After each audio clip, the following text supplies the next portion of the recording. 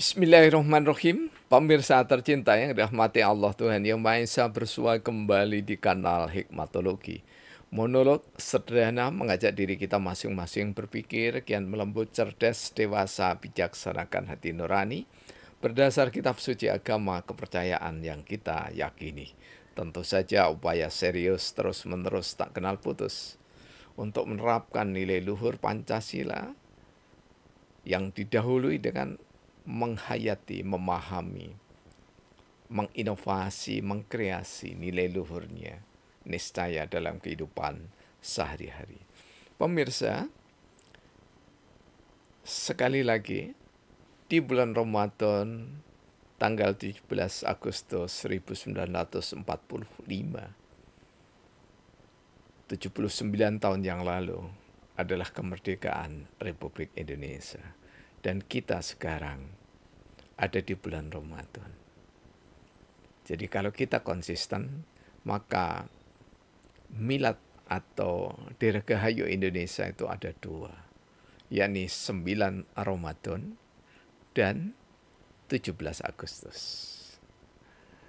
Boleh jadi tidak dua, tetapi hitungan tahun Saka seperti apa dan seterusnya. Sebanyak agama dan kepercayaan yang tumbuh kembang di Indonesia tentu saja. Apakah ratusan? Boleh jadi. Ya, boleh jadi. Tetapi tidak berarti harus ratusan kali ada hari libur. Jadi peringatan tidak selalu harus hari libur.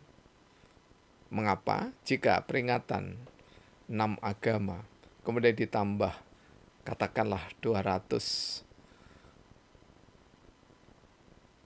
sistem kepercayaan atau penghayat kepercayaan kepada Tuhan Yang Maha Esa, maka ada 205.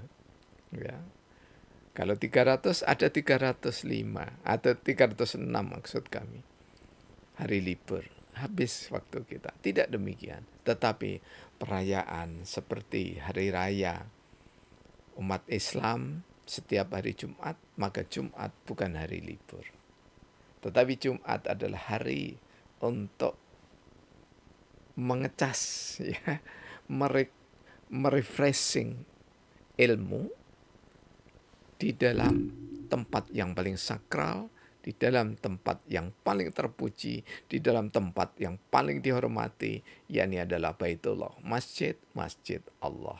Bait Allah, rumah Allah, bukan rumah yang seperti kita tempati, tetapi rumah di sini dalam makna kiasan simbolik. Seperti Garuda Pancasila, ya, ada lambang-lambang di dadanya, itu adalah bentuk-bentuk simbolik. Jadi banyak hal yang merupakan bahasa simbolik. Karena itulah ketika kita bersyahadattain, asyhadu an la ilaha illallah wa asyhadu anna Muhammad Rasulullah, sesungguhnya syahadat semacam ini bukan syahadat kesaksian mata, tetapi syahadat kesaksian kolbu, syahadat nurani yang diwujudkan di dalam bentuk sikap perilaku sehari-hari. Wujudnya ada ibadah mahdo dan ada ibadah Ghairul mahdo. Yang mahdo itu tidak boleh di kotak-katik, tidak boleh ada inovasi. Takbir, rotul ikhram seperti ini atau seperti ini, tidak boleh ada inovasi. Ya, takbir sambil begini. Kalau begini biasanya memberikan komando ketika melakukan satu pergerakan fisabilillah. Ya. Hari ini kita mencoba memaknai dalam tauhid sosial bahwa hakikat puasa itu adalah pengendalian diri, saum. Dalam surah Al-Baqarah ayat 184, insyaallah, yang mudah-mudahan saya tidak salah. Wa antasumu khairul lakum in kuntum ta'lamun. Dan kalau kamu paham, maka sesungguhnya puasa itu lebih baik bagi kalian. Jadi Allah menginformasikan tidak saja di bulan Ramadan, meskipun ayat ini didahului dengan ayat seruan pada ibadah mahdo khusus Ramadan, tetapi di sini bisa dimaknai karena ada puasa-puasa yang dituntunkan oleh Rasulullah Muhammad Sallallahu Alaihi Wasallam.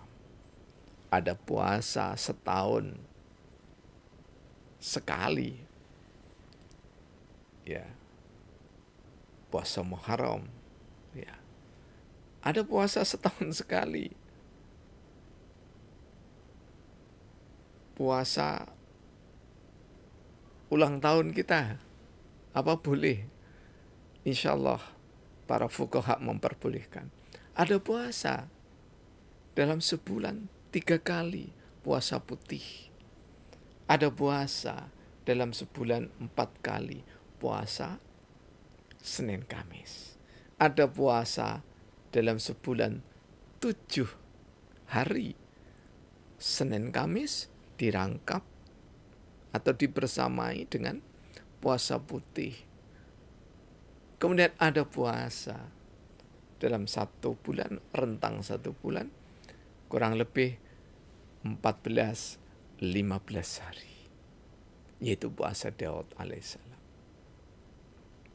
Bagi yang membiasakan dirinya berpuasa, maka setelah berbuka, ya terkesan biasa. Artinya ya tidak harus ngantuk. Kalau ngantuk biasanya itu sajiannya ragam. Jadi dibuka dengan air putih hangat, kemudian diteruskan dengan kolak gitu ya. Kemudian ada yang masih ditambah buah. Ada yang dilanjut dengan makan besar, baru sholat. Ada yang dibuka dengan hanya seteguk air, 1 gelas air hangat, kemudian pisang 1 atau korma 3-5, ya. Kemudian pergi ke masjid. Ada variasi-variasi. Membatalkan puasa itu sesuai dengan kebiasaan kita. Ya, likuli sayin darajatin. Jadi segala sesuatu itu derajatnya itu menurut kebiasaannya. Jadi kalau kita biasa makan sahur, meskipun bukan puasa Ramadan, maka kita akan terbiasa makan sahur itu. Demikian juga jika buka puasa cukup dibatalkan dengan air dan buah, tidak harus ada kolak, ya, dan ragam gorengan. Kemudian menunaikan sholat fardu berjamaah ke masjid. Seberapapun kemampuan kita, ya. Maka ini adalah membangun tauhid sosial. Mengapa? Karena memang sholat 5 waktu, ya, itu adalah syiar. Jadi bukan pamer. Karena ada orang yang menganggap bahwa sholat kok dipamerkan. Bukan dipamerkan. Jika itu tuntunan Rasulullah, maka andai saja itu dimaknai orang lain pamer, maka silahkan. Tapi syiar itu beda dengan pamer. Kalau pamer, nih loh saya sholat, kamu tidak sholat. Tapi kalau syiar, berjalan dengan pelan, tertunduk, sembari zikir, kemudian mengharap ridho Allah Subhanahu wa Ta'ala. Sholat tahiyatul masjid, kemudian ada qobliyatal. Setelah itu sholat fardu, ditutup lagi dengan ba'diyah, ba'dal sholat fardu, ba'diyatal sholat fardu. Indah. Ya.